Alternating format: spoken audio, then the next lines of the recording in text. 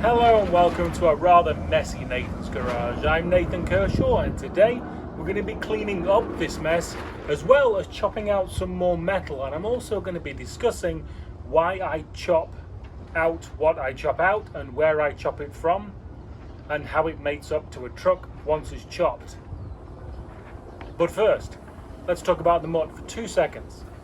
I need to put a few pennies in the bank, so I have diverted some of the funds away from the mutt to build this to sell, to hopefully put more in the bank to spend on the mutt. So this will be for sale when it's done, however it gets done, in whatever manner, and whatever goes on it will be for sale.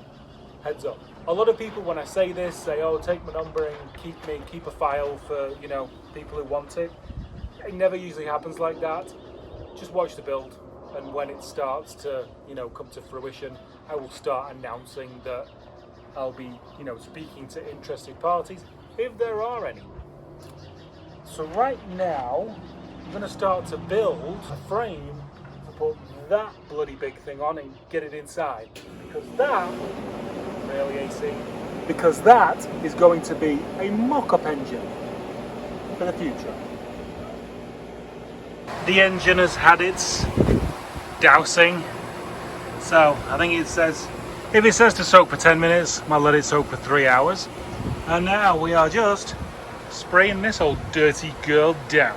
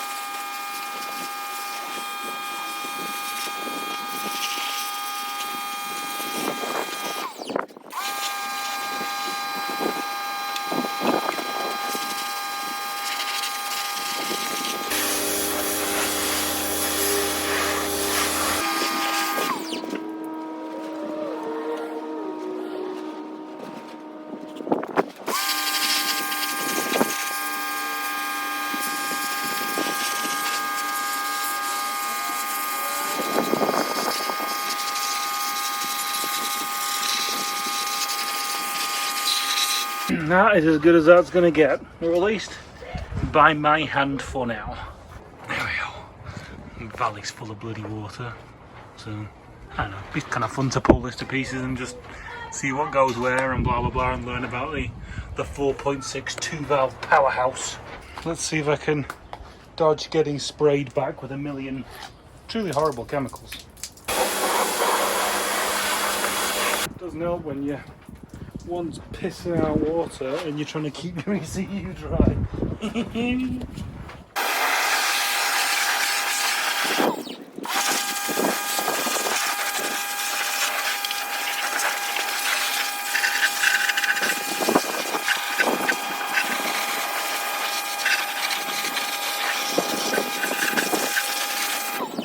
After this, a lot of things may not work, but damn, it'll look pretty.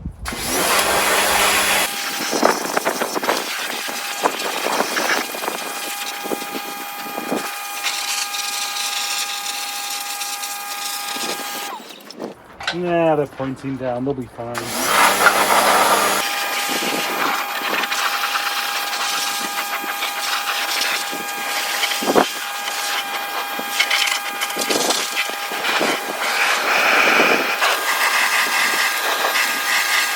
Just seen the starter.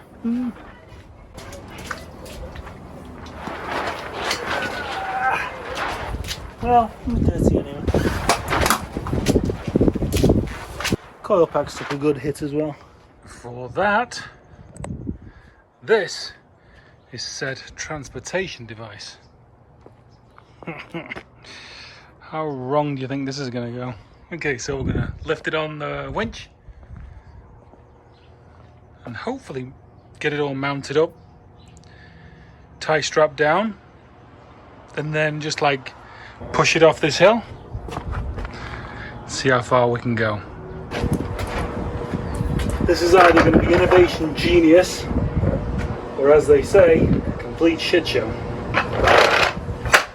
Fits inside the thingy, so good first step.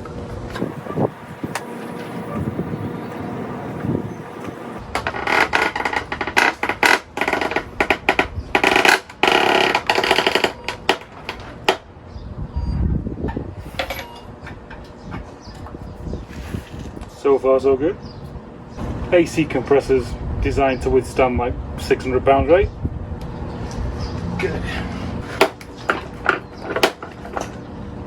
Pretty good.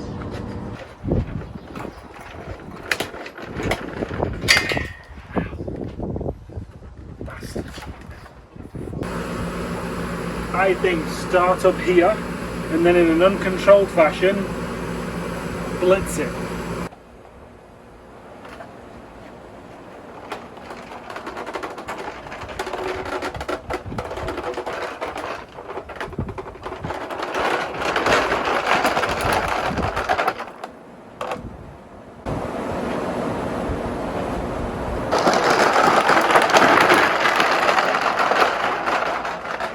Now that the A-pillars have been cut and the windshield has been surgically smashed, let's see if she peels off.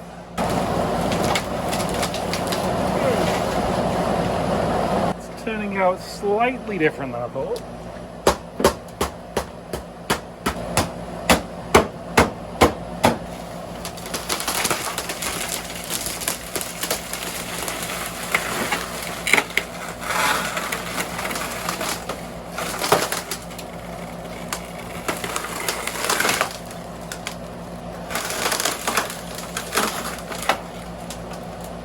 Very interesting. One too many air fresheners for me.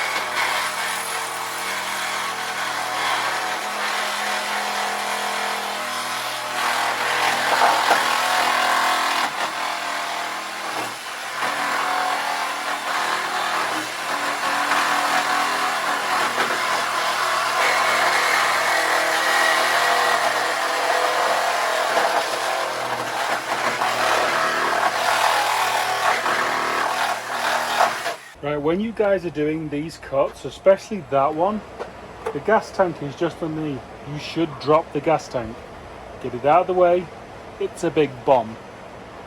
On that side of the car as well, you have the fuel lines running down that chassis leg. Again, drop those fuel lines down, get them out of the way, so that your blade, your disc, or your sparks aren't going to set you on fire. One thing I do like to do on the sill part of things is I like to cut an inspection hole so I can see as the saw is going to the inner edge of the car sill area that it doesn't keep going and chop through the chassis leg of the actual frame itself.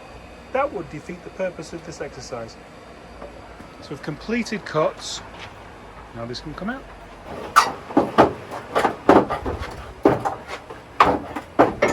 I'm pretty sure these are the ABS sensors. I want to keep ABS on this.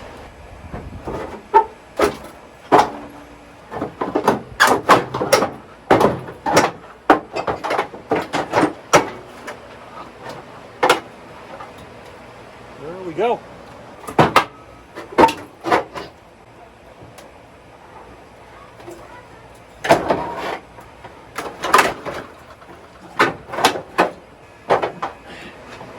Got oil.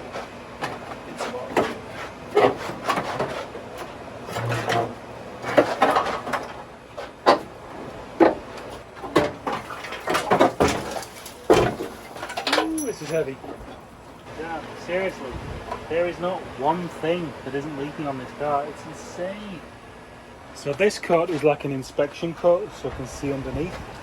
If you've got a lift, just take this off, you know, it's easier. But the final cut is going to be just on this side of these spot welds right there. That's a mount. Just going to be those spot welds. And then that's going to be, this is your actual gas tank mount. This is the point you get to after you've put your tank back and all your fuel lines back. You have your forward made tank mount. I'm going to obviously trim these edges right now, get that all done, and this whole area is pretty much done. This is going to be getting cut further forward. The reason why I do it here is just because it's got strength and the floor doesn't flop all over the place then when we're driving it around. So we're going to be doing that, and then we're going to be taking these B pillars off, and I want to go right down as low as I can to this seam in here, because depending on how I'm feeling, I may use this metal work here and the mount up here to mount into the B pillar of whatever's going on top of it, so I can have retractable seat belts, because I like that. Lap belts seem really, really, really dangerous.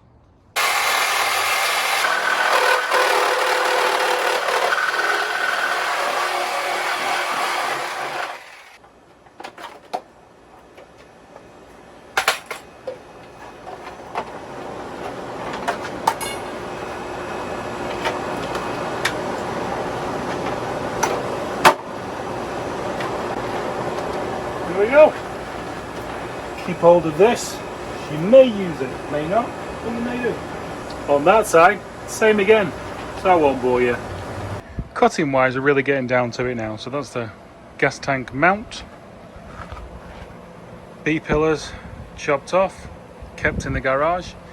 What I like to do is slice all the way down up the A pillar as well. Basically going back to this skin here. Some people cut inside, which is way easier of a cut, and like to just, you know, meet up the floor with the floor of the cab. I tend to like the inner drop of the Vic floor, the sill area, just because it creates more strength, and I also get to retain the inner Vic A pillar, if you will, that area in there. Also on the fenders, there's tons of skins in the fenders. They're not simple like a normal car, so you kind of have to cut into those in layers, because these are the only supports for these inner fenders here. So I'll put the front fender back on eventually when we start attacking these, which will maybe tomorrow. So we're at the yard, and as part of a frame strengthening strategy idea I have, that spacer there and this longer bolt, I think is going to make up a kit that is going to give me the room to strengthen the Vic frame. So every now and then, going to the scrapyard really pays off. I have an idea of how I want to strengthen the Crown Vic frame. And I looked on Amazon, and the spaces I need were like $40 plus tax for 4 or something like that. And I made a measurement, and the spacers that go underneath the Crown Vic radiator are the same, are the right height. They're an inch. So I came here and attacked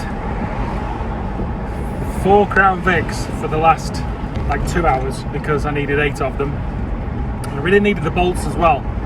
Couldn't get any of the bolts out, they're all seized in. So just got the spacers and the washers. And I also, for the mutt, also got a positive like battery post for the remote. You know, the batteries at the back, so the power cable comes forward and meets up with the post. And at LKQ, unfortunately they are thieves, but they're my only option. We used to have a couple of private places who were really great guys and reasonable, but unfortunately they're now co-parts, or fortunately as the case may be. So I went to the checkout lady. Now I know this lady, and she will pull every single part to pieces and charge you for every little bit. There was only 2 people on, and the other guy is very knowledgeable and basically does the same thing really quickly. So sometimes you get lucky with a cashier, and they won't really know what they're doing, and you can kind of get some stuff past them. And as soon as I saw it was her, I was like, oh, this is gonna be an expensive day. So I go out there and I go, so show the spacer and the washer together, and she's like $7 each. Actually, do I have 6 or 8? Damn. I hope I've got 8. I just realised I may have just left 2 behind for no reason. Anyhow, I've got 8 of them and they're $7 each. I was like, you gotta be kidding me. They're cheaper on Amazon. And she goes, give me a second. And I swear to God, I think she'd just come back from lunch and she had smoked a lot at lunch.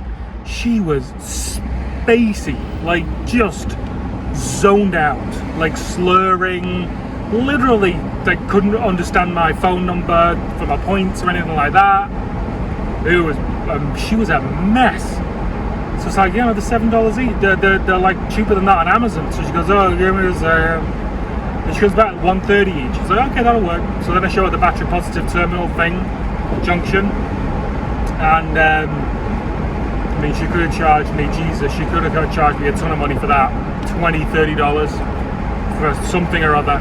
And she goes, oh, that's just a molding. Now I thought, I may get turned back at security when they check through everything, but I'll give it a go. So it's like, I don't know, $2, $3 for a molding, because there's a plastic cover on it. So anyway, total including tax, entry, blah, blah, blah, blah, blah, is $16. So I paid my $16, and luckily I seem to find a kid who doesn't know what he's doing at security.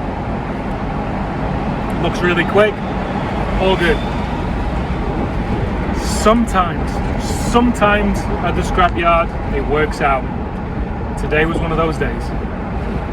So that's my bumper haul from the scrapyard today. As I say, she wanted to charge me $7 each for those and charged me $127 in the end. Game on. So we'll see how we're going to use these probably next video.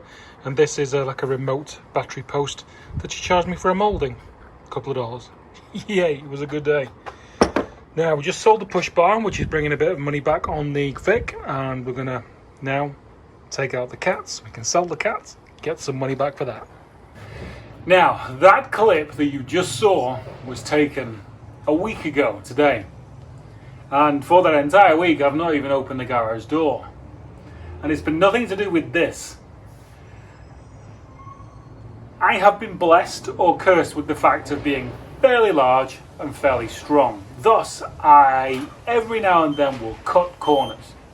And on the last Crown Vic, instead of undoing a couple of bolts, I put my crowbar in the end of the front panel to lever it off so I could get those spacers out. At 47 years old, I'm not quite as bendy and flexible as I used to be. So in that last clip, I was just feeling a little bit of a twinge in my side. Just after I stopped recording, it spasmed. I was like locked in place for a few minutes, at which point I shut everything down, pretty much crawled in the house and, you know, got ice on it and started taking the strongest painkillers I could find in the house. So I've been laid up, doing nothing pretty much. So today I'm going to just get this one side done, get something edited up and get this video out there. A few of you have been asking where have the videos been, where's the mud been and all that kind of stuff. I'm just sorting out a few things in my head right now.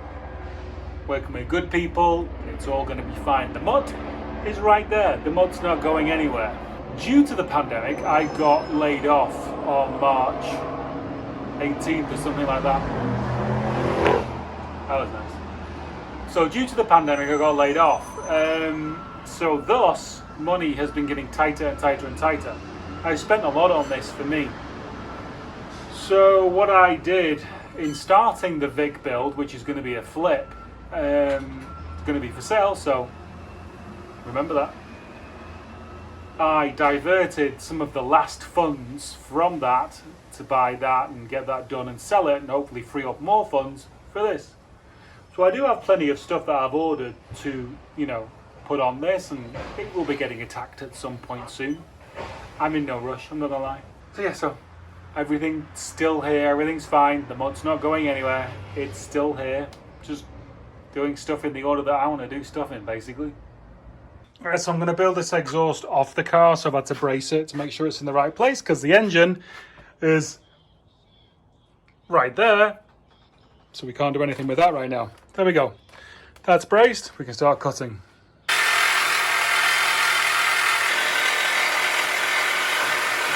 Let's see if we can see any daylight through it. Okay, so the diameter does flare up a little bit here, and I've got a collar here. So of course I cut it too short because I have all that to play with. But we're just gonna butt it and fill in the weld.